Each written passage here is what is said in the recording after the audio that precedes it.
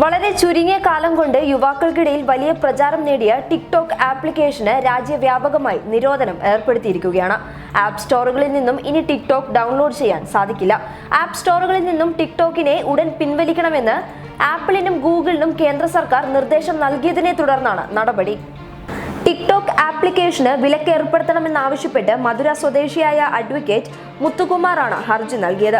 TikTok കുട്ടികളെ ലൈംഗികമായി ചൂഷണം ചെയ്യാനുള്ള വഴി ഒരുക്കുന്നു എന്നാണ് സാമൂഹ്യ പ്രവർത്തകനും അഭിഭാഷകനുമായ മുത്തുകുമാർ നൽകിയ ഹർജിയിൽ ആരോപിക്കുന്നത്.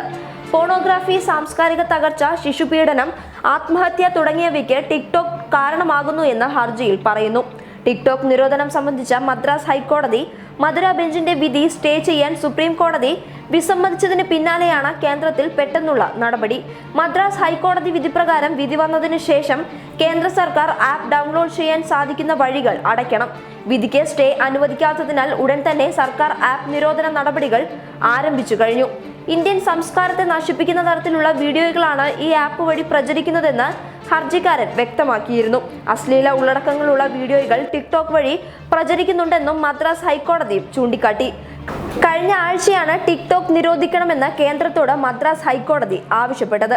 ടിക്ടോക്കിൽ നിർമ്മിക്കുന്ന ദൃശ്യങ്ങൾ പ്രദർശിപ്പിക്കുന്നതിന് മാധ്യമങ്ങൾക്കും കോടതി നിയന്ത്രണം ഏർപ്പെടുത്തിയിട്ടുണ്ട്. ടിക്ടോക്ക് ആപ്ലിക്കേഷൻ ഉപയോഗിച്ച് നിർമ്മിച്ച വീഡിയോകൾ മാധ്യമങ്ങൾ സംപ്രേഷണം ചെയ്യരുതെന്നും കോടതി ഉത്തരവിൽ പറയുന്നു.